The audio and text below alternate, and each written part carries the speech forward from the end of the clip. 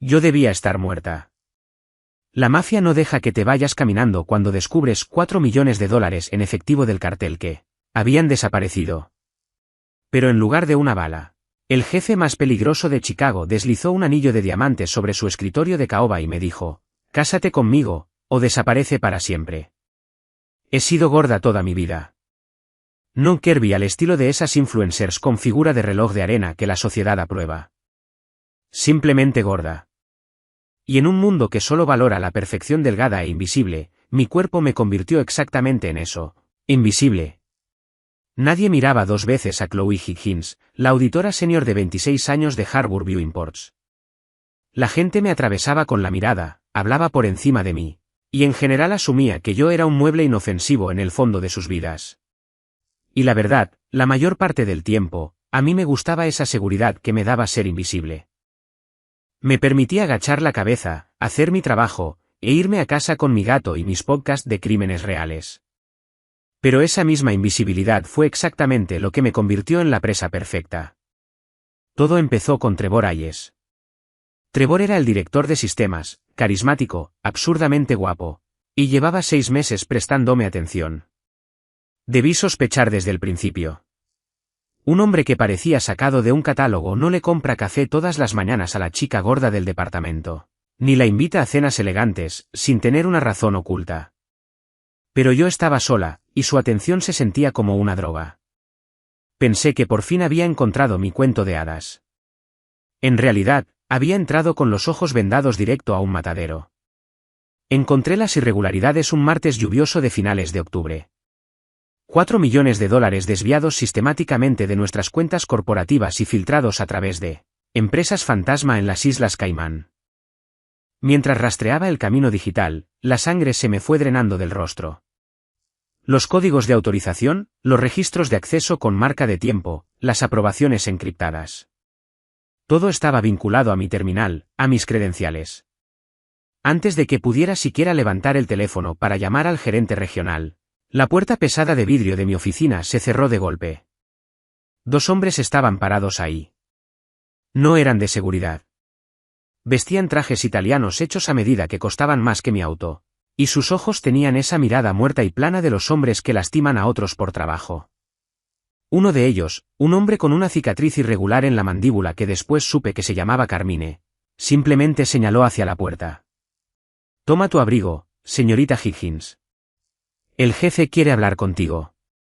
No me llevaron a una estación de policía. Me llevaron a un penthouse ultramoderno y privado en el distrito Gold Coast, con vista a las aguas heladas del lago Michigan. Mis rodillas temblaban con tanta violencia que apenas podía caminar en línea recta. Esa fue la primera vez que conocí a Dominic Costa.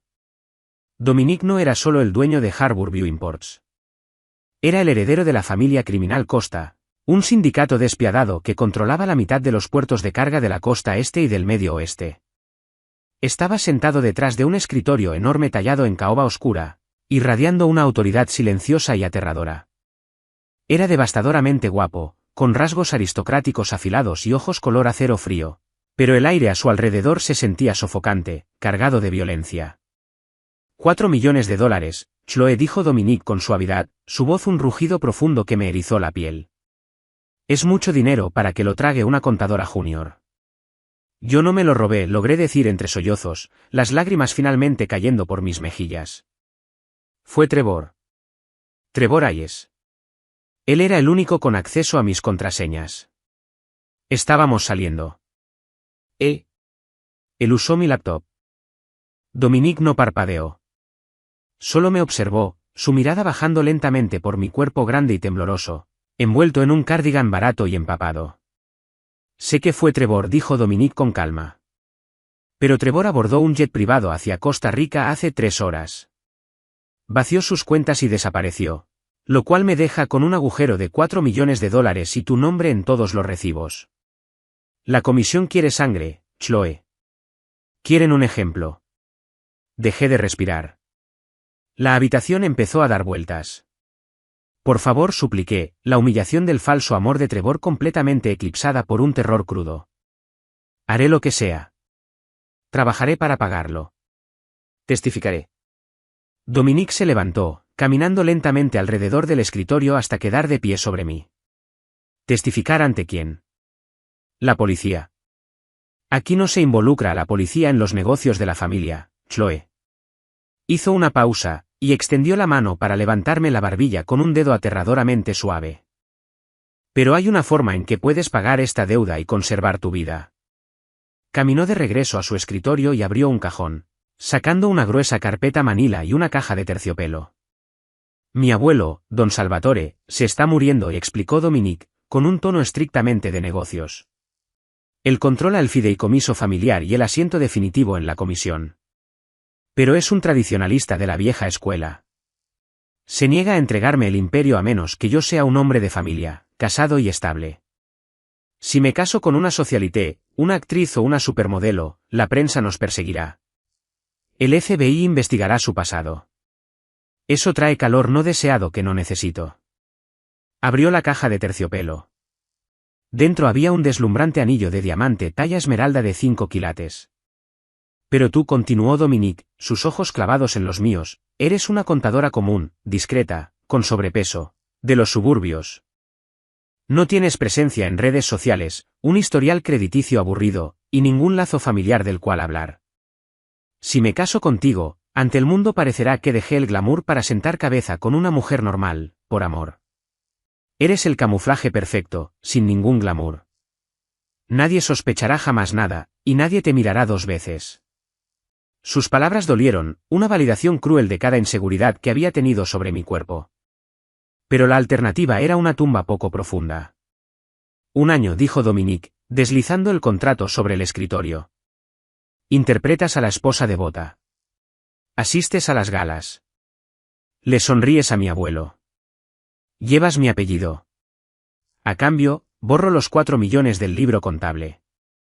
Te doy protección absoluta, y al final de los 365 días, te vas con 5 millones de dólares limpios. Miré el contrato. Luego miré el anillo. Luego miré al hombre que sostenía mi vida entre sus manos perfectamente cuidadas. Me temblaba la mano cuando tomé la pluma. Firmé mi vida un martes. Para el sábado, ya estaba parada frente a un espejo en una suite nupcial privada de la mansión Costa, usando un vestido que costaba más que toda mi educación universitaria. Había esperado que el proceso de esposa falsa de la mafia fuera un desfile humillante de exigencias de bajar de peso y dietas extremas. Esperaba que Dominique me escondiera en ropa holgada y anticuada para reforzar el papel de civil aburrida. En cambio, mandó traer a Madame Beatrice, una exclusiva costurera parisina que ni siquiera se inmutó ante mis medidas. La esposa de un don no se esconde, me regañó Beatrice cuando intenté encoger los hombros para minimizar mi pecho ancho y mi cintura gruesa. Diseñó un vestido de seda marfil pesada y lujosa que se ceñía perfectamente a mi cintura y caía sobre mis caderas como luz de luna líquida.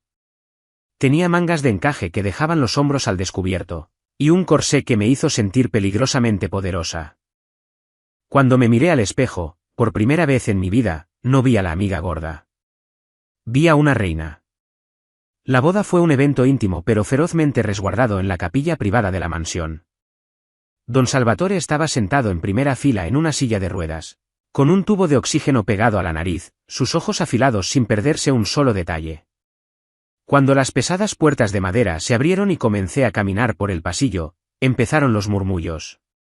Podía ver la confusión en los rostros de los lugartenientes de Dominique y sus esposas talla cero, perfectas y plásticas. ¿Por qué ella?, gritaban sus miradas. ¿Qué hace un hombre como Dominique Costa con una chica con ese cuerpo? Mantuve la mirada fija en el altar. Dominique estaba de pie, devastadoramente guapo con un smoking negro a la medida. Cuando llegué hasta él, tomó mi mano. Su piel estaba tibia, su agarre era firme. «Te ves hermosa», murmuró, lo suficientemente fuerte para que solo yo lo escuchara. Asumí que era parte de la actuación, pero la intensidad en sus ojos grises de acero me cortó la respiración. La ceremonia fue un borrón de oraciones en latín e incienso pesado. Cuando el sacerdote finalmente nos declaró marido y mujer, Dominique se giró hacia mí. El contrato estipulaba un beso convincente. Me preparé para un roce rápido y frío de labios. En cambio, la mano de Dominique se deslizó hasta la parte baja de mi espalda, sus dedos largos abriéndose bien, jalando mi cuerpo suave y pesado contra el suyo. Su boca se estrelló contra la mía con un calor hambriento y consumidor que hizo cortocircuito en mi cerebro. No fue una actuación. Fue una marca. Cuando finalmente se apartó, mis labios estaban hinchados, mis mejillas ardían, y toda la capilla quedó en absoluto silencio. Lo miré, mareada y confundida, pero su expresión ya había vuelto a ser una máscara impenetrable. Mudarme a la enorme mansión de Dominique fue una lección de aislamiento. El contrato establecía que tendríamos habitaciones separadas. Fiel a su palabra, me dieron la suite principal en el ala este mientras él ocupaba el ala oeste. Durante las primeras 2 semanas, apenas hablamos. Interpretábamos nuestros papeles a la perfección frente al personal y su familia. Pero detrás de puertas cerradas, éramos 2 extraños compartiendo una prisión enorme y fuertemente fortificada. Nuestra primera prueba real llegó durante la gala anual de caridad de San Judas. Fue mi debut público como Chloe Costa. El salón de baile del Hotel Drake estaba lleno de la élite de Chicago, políticos, directores ejecutivos, y los hombres oscuros que los financiaban. Yo llevaba un vestido esmeralda a la medida que abrazaba mis curvas. Pero a pesar de la tela costosa, me sentía como una farsante enorme y torpe. Dominique mantuvo una mano posesiva firme en mi espalda baja toda la noche, guiándome a través del mar de tiburones. Todo iba bien hasta que a Dominique lo apartó un senador estatal, dejándome sola cerca de la torre de champán. Ahí fue cuando lo escuché. No me importa si ella es una fachada para algo. Es vergonzoso. Una mujer rubia y esbelta, en un vestido sin espalda, le siseó a su acompañante lo suficientemente fuerte como para que yo la escuchara. Era Juliana, la esposa de uno de los capós de Dominique. Parece una salchicha rellena en ese vestido. ¿Crees que la hace dormir en la casa de huéspedes para que no lo aplaste?, rió la acompañante. Trevor sí que le dejó un desastre, ¿eh? Tuvo que casarse con la ballena de contabilidad solo para limpiar los libros. El familiar ardor de la humillación me inundó el pecho. Me sentí de nuevo con 15 años, acorralada contra un casillero. Los ojos me ardían de lágrimas y me di la vuelta para huir hacia el baño. No alcancé a dar 2 pasos cuando la temperatura del salón pareció bajar 10 grados.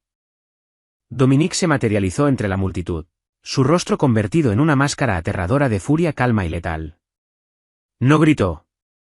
No hizo una escena. Simplemente caminó hacia Juliana y su esposo, un lugarteniente de alto rango llamado Marco. Dominique habló en una voz tan baja que apenas se escuchaba sobre el cuarteto de cuerdas, pero la amenaza en su tono era inconfundible. Marco se puso pálido. Jefe, nosotros solo, llévate a tu esposa, susurró Dominique, sus ojos completamente muertos. Sácala por la puerta trasera. Si vuelvo a ver su cara en esta ciudad, si vuelvo a escuchar una sola sílaba de falta de respeto salir de su boca hacia mi esposa, personalmente le voy a cortar la lengua y se la voy a mandar por correo a tu madre. Entendido. Marco tragó saliva con dificultad, asintiendo frenéticamente. Juliana parecía a punto de desmayarse. Prácticamente corrieron hacia la salida. Dominique se giró hacia mí. Esta vez su mano no fue a mi espalda. Fue a la nuca, su pulgar acariciando el punto de mi pulso, que latía a 1000 por hora. ¿Estás bien, mía esposa?, preguntó con suavidad. Ese sí, tartamudeé. No tenías que hacer eso. Es solo parte de la farsa, ¿sabes? Los ojos de Dominique se oscurecieron. No hay nada de falso en mi apellido en tu dedo, Chloe. Lo que me pertenece se respeta. Siempre. Esa noche, las líneas de nuestro contrato empezaron a difuminarse. Pero el verdadero giro no llegó sino hasta una semana después. Estaba buscando un libro antiguo en particular en la enorme biblioteca privada de Dominique. Subí la escalera corrediza, estirándome hacia un estante alto, cuando un grueso diario de tapa de cuero se cayó de detrás de una fila de enciclopedias y se estrelló contra el piso. Los papeles se desparramaron por todas partes. Bajé para recogerlos, y mi corazón se detuvo cuando reconocí el membrete familiar de Harbourview Imports. Eran registros de servidor, correos electrónicos, informes de investigadores privados. Me temblaban las manos mientras revisaba los documentos. Había fotos mías, docenas de ellas, fotos mías caminando al trabajo, comprando café, sentada en mi escritorio. Pero lo que me heló la sangre en las venas fueron las fechas en los documentos. Esos informes no eran del día en que desapareció el dinero. Estaban fechados 8 meses atrás, 2 meses antes de que Trevor siquiera empezara a hablarme. Encontré un correo impreso de Dominic dirigido a su jefe de ciberseguridad. Decía, deja que Hayes crea que está saltándose el firewall. Deja que transfiera los fondos usando las credenciales de la chica Higgins. Cuando la trampa se cierre, Hayes correrá, y ella no tendrá más opción que venir a mí. La habitación giraba. Trevor no me había tendido una trampa de la nada. Dominic Costa había orquestado todo. No me había elegido porque yo fuera un camuflaje conveniente y sin glamour. Me había acechado. Había permitido que se robaran $4 millones solo para construir una jaula tan cerrada que yo no tuviera más opción que meterme en ella arrastrándome. El contrato falso no era un trato de negocios. Era una trampa. Y yo ya estaba encerrada dentro de ella. La pesada puerta de roble de la biblioteca se cerró con un chasquido. No tuve que voltear para saber que Dominic estaba ahí, de pie. La caída repentina de temperatura, el peso eléctrico y denso que llenó la habitación, era una reacción biológica que mi cuerpo había desarrollado solo para él. Me quedé congelada entre los papeles desparramados, el correo condenatorio apretado en mi mano temblorosa. Lentamente, el pisar pesado de sus zapatos Oxford cruzó la alfombra persa. Se detuvo justo detrás de mí. Podía sentir el calor irradiando de su pecho, oler la mezcla embriagadora de bergamota y tabaco caro que se aferraba a sus trajes. Buscabas la primera edición de Hemingway, murmuró Dominic, su voz un barítono bajo y calmado, completamente libre de culpa. Está en el tercer estante a tu izquierda. Me di la vuelta, estrellando el correo arrugado contra su pecho. Me tendiste una trampa. Trevor no hackeó mi terminal. Tú lo dejaste. Tú orquestaste el robo. Tú me incriminaste. Dominic no se inmutó. Levantó la mano, sus dedos largos y aristocráticos envolviendo con suavidad mi muñeca. Con cuidado, me apartó la mano, tomando el papel de mi puño, y lo lanzó sin darle importancia sobre un sillón de cuero. No te incriminé, Chloe. Simplemente dejé una puerta abierta que sabía que Trevor Hayes era demasiado codicioso para ignorar. Él eligió robar. Yo solo me aseguré de que cuando lo hiciera, todos los caminos te llevaran directamente a mi oficina. ¿Por qué? El grito me desgarró la garganta, rugiente y desgarrador. Yo era una don nadie. Era solo la gorda de contabilidad que comía sola en su escritorio. ¿Por qué yo? Los ojos gris acero de Dominic se oscurecieron, un destello de pura posesión depredadora rompiendo su máscara de hielo. Dio un paso hacia mí, obligándome a retroceder hasta que la parte de atrás de mis muslos chocó contra la pesada mesa de caoba de la biblioteca. Porque hace 8 meses, yo estaba sentado en la mesa de la esquina de Intelligentsia Coffee, en Millennium Park, dijo Dominic con suavidad, plantando las manos sobre la mesa a ambos lados de mis caderas, atrapándome. Vi a un barista dejar caer una bandeja hirviendo de lattes sobre tus zapatos. No lloraste. No te encogiste. Con calma agarraste un montón de servilletas, ayudaste al chico aterrado a limpiarlo, y le diste $20 de propina porque sabías que su gerente estaba mirando. Eras real, Chloe. En un mundo lleno de aduladores de plástico y víboras sedientas de sangre, eras la criatura más ferozmente auténtica que había visto en mi vida. Se inclinó más cerca, su nariz rozando mi mejilla. Mandé a mis hombres a investigar tus archivos. Te observé trabajar. Te vi rastrear una discrepancia de $200 a través de un laberinto de libros contables corporativos, con la precisión de un cirujano. No necesitaba una esposa señuelo, Chloe. Te necesitaba a ti. Necesitaba una reina que pudiera ser más lista que todo el salón mientras ellos estaban demasiado ocupados subestimándola. Construiste una jaula, susurré, las lágrimas de traición cayendo por mis mejillas. Construí una fortaleza, me corrigió con suavidad, su pulgar limpiando una lágrima. Y me aseguré de ser el único que tuviera la llave. Antes de que pudiera arrojarle a la cabeza la pesada licorera de cristal que estaba sobre la mesa, las puertas dobles de la biblioteca se abrieron de golpe. Carmine, la mano derecha de Dominic, estaba parado sin aliento en la entrada, su traje a medida desabotonado, revelando la funda de hombro de su bereta. Jefe, dijo Carmine, con la voz tensa. Es don Salvatore. ¿Se fue? El aire de la habitación desapareció. Dominique se puso completamente rígido. La muerte de su abuelo significaba la transferencia absoluta del poder. También significaba temporada de caza abierta contra el Imperio Costa. En cuestión de horas, la enorme mansión se transformó en un búnker militarizado. Camionetas negras bloqueaban la entrada, y hombres con subfusiles patrullaban los jardines. La transición del asiento en la comisión debía ser pacífica, pero Leo Castello, el jefe de un sindicato rival respaldado por la formidable familia Russo, vio en la nueva esposa de Dominique, sin pedigrí, una vulnerabilidad evidente. El ataque llegó 3 días después. Dominique y yo nos vimos obligados a asistir a una reunión privada en el Palmer House Hilton para formalizar la tregua con los demás jefes del sindicato. Yo llevaba un vestido de seda rojo sangre que caía sobre mis curvas pesadas como una armadura. Dominique sostuvo mi mano todo el tiempo, su pulgar trazando círculos calmantes sobre mis nudillos por debajo de la mesa. Caminábamos por el vestíbulo dorado hacia el ballet cuando las puertas de vidrio estallaron hacia adentro. Fue un caos absoluto. El rugido ensordecedor de disparos automáticos resonó contra los techos abovedados. Las columnas de mármol explotaron en polvo. Antes de que pudiera siquiera procesar el grito que me desgarraba la garganta, Dominique me tacleó contra el piso de mármol, cubriendo mi cuerpo por completo con el suyo.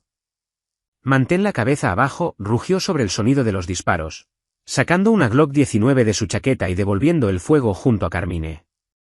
Ellos pensaron que mi tamaño me convertiría en una carga. Pensaron que me congelaría, que gritaría, que me desmayaría, retrasando a Dominique y convirtiéndolo en un blanco fácil. Pero lo que pasa cuando has sido invisible toda tu vida es que aprendes a observar. Aprendes a sobrevivir en el fondo. No grité. Agarré el pesado soporte de bronce que sostenía las cuerdas de terciopelo, que había caído cerca de mi cabeza.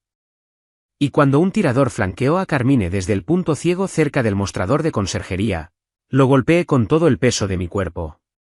El bronce pesado conectó con la rodilla del tirador con un crujido espantoso. Cayó, y Carmine lo neutralizó al instante.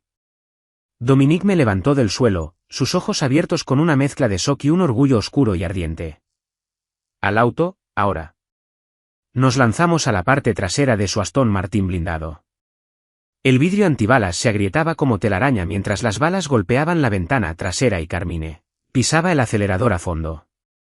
Yo estaba cubierta de polvo de mármol, mi vestido caro roto por el dobladillo, y mis manos temblaban violentamente. Dominique me jaló hacia su regazo, hundiendo el rostro en mi cuello. Su corazón latía con fuerza contra mi pecho. ¿Te dieron? Chloé, háblame. ¿Te dieron? Estoy bien, jadeé, hundiendo mis manos en su cabello grueso y oscuro. Estoy bien. Se apartó, enmarcando mi rostro con manos rudas y desesperadas. Si te hubieran tocado, habría quemado la ciudad entera hasta los cimientos. Y entonces me besó. No fue la marca posesiva de nuestro día de bodas. Fue frenético, aterradoramente vulnerable, y despojado de todo su control helado. Cuando finalmente regresamos a la mansión fuertemente resguardada, no fui a mi habitación. Fui directo a la oficina privada de Dominique. ¿Qué estás haciendo?, preguntó Dominique, observándome mientras encendía su terminal segura. Castello cree que soy una broma, dije, mis dedos volando sobre el teclado. Cree que te casaste con una carga para asegurar una herencia. Voy a mostrarle exactamente por qué elegiste a la gorda de contabilidad. Abrí los libros contables encriptados que había respaldado en secreto durante mi tiempo en Harbour View Imports. Siempre había tenido memoria fotográfica para los números. Por eso era tan buena en mi trabajo. Castello no pudo haber financiado un ataque de esa magnitud sin mover una cantidad masiva de efectivo. Imposible de rastrear por toda la ciudad, expliqué, cruzando manifiestos de envío con empresas fantasma locales. Y nadie mueve dinero en Chicago sin usar las fachadas inmobiliarias comerciales de Cushman y Wakefield. Dominique me observaba completamente hipnotizado mientras yo desmantelaba el imperio financiero de Leo Castello, línea por línea. En 2 horas, rastreé el dinero sucio hasta una cuenta centralizada en el extranjero. Con unas cuantas teclas, usando los códigos de acceso secretos que había guardado de mis días de auditoría, dejé el arsenal de guerra de Castello completamente seco. Presioné Enter, congelando la pantalla, y giré la silla para quedar frente a mi esposo. Castello ya no tiene dinero para pagarle a los mercenarios, dije con suavidad. Para mañana en la mañana, sus propios hombres se le van a voltear por las recompensas. Dominique no dijo nada. Caminó lentamente alrededor del escritorio, sus ojos ardiendo con una reverencia que me cortó la respiración. Se hincó de rodillas frente a mi silla. El hombre más peligroso del Medio Oeste, el don de la familia Costa, hundiendo el rostro contra mi vientre y envolviendo los brazos con fuerza alrededor de mi cintura. Mi hermosa y brillante esposa susurró contra mi piel. La guerra terminó antes de que realmente empezara. Sin sus fondos, Leo Castello fue arrastrado ante la comisión por sus propios lugartenientes. Dominique manejó la ejecución con la eficiencia fría e implacable por la que era famoso. El control de la familia Costa sobre la ciudad se volvió absoluto, y los rumores de la nueva dona, la mujer brillante e intocable que había orquestado la caída de Castello desde detrás de un teclado, se esparcieron por el bajo mundo como pólvora. Nadie se volvió a reír de mis vestidos. Nadie volvió a susurrar sobre mi peso. Cuando entraba a una habitación, los hombres más peligrosos del país inclinaban la cabeza con respeto genuino. Pero una sombra se cernía sobre la paz recién encontrada. El calendario en mi teléfono marcaba burlonamente la fecha, 24 de octubre. Exactamente 365 días desde que me había sentado en esa misma oficina, temblando con un cardigan mojado, y había firmado mi vida. El contrato había terminado. Yo había cumplido con mi parte del trato. Era multimillonaria. Mi historial estaba limpio y era libre de irme. Me quedé de pie junto a los ventanales del piso al techo de la suite principal, mirando las aguas heladas del lago Michigan. Mis maletas estaban listas, 4 maletas de diseñador apiladas ordenadamente junto a la puerta. Pero sentía como si me hubieran arrancado el corazón del pecho y lo hubieran pasado por una trituradora. No quería irme. Me había enamorado, sin remedio, del monstruo que me había secuestrado. Un toque suave en la puerta rompió el silencio. Carmine entró, su expresión ilegible. El jefe quiere verte en el estudio, señora. Asentí, alisando la falda de mi vestido de lana pesada. Esto era todo, el pago, la despedida. Cuando entré en la oficina forrada de caoba, Dominique estaba de pie detrás de su escritorio. Se veía exhausto, los ángulos afilados de su rostro tensos. Sobre el escritorio, entre nosotros, había 2 objetos. Un elegante maletín negro de titanio y la carpeta manila original que contenía nuestro contrato matrimonial. 5 millones de dólares en bonos al portador imposibles de rastrear, dijo Dominique, su voz plana, sin nada de la calidez que me había mostrado durante los últimos meses.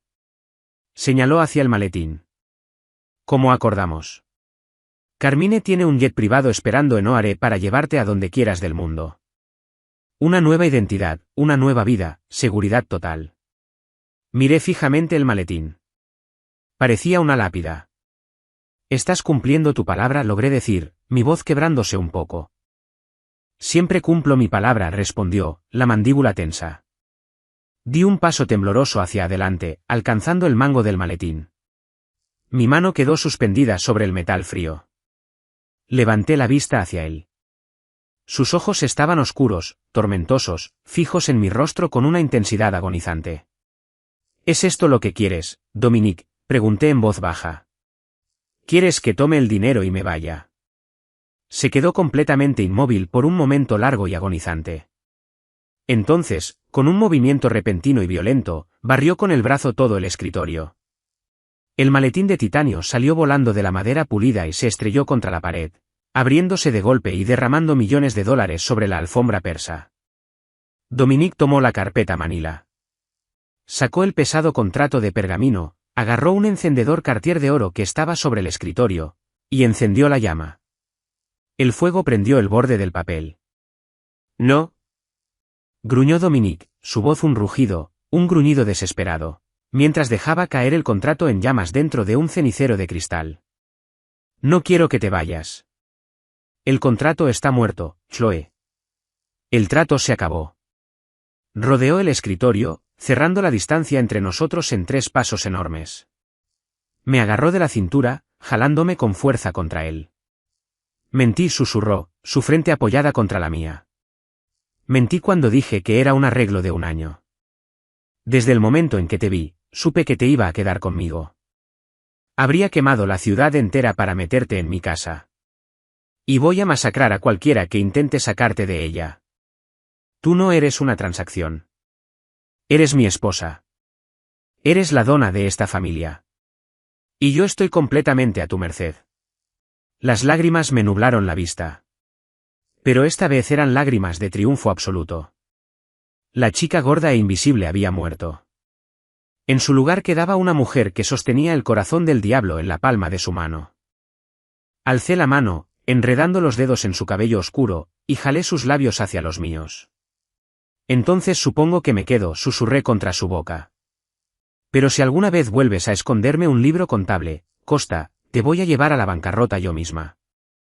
Dominique soltó una carcajada, profunda, retumbante y llena de alegría, que resonó contra las paredes de caoba, y me levantó en brazos, alejándome de las cenizas del contrato y llevándome hacia el imperio que estábamos destinados a gobernar juntos. Si te encantó esta historia de poder, venganza y romance inesperado, dale like ahora mismo. Chloe demostró que ser subestimada es el arma definitiva, y que nadie se mete con la dona. ¿Ustedes creen que Dominique tenía razón al tenderle esa trampa para ganarse su corazón? ¿O creen que se pasó de la raya? Déjenme sus opiniones en los comentarios. No olviden compartir este vídeo con sus amigos fanáticos del romance de mafia, y suscríbanse al canal para más historias oscuras y llenas de giros, cada semana.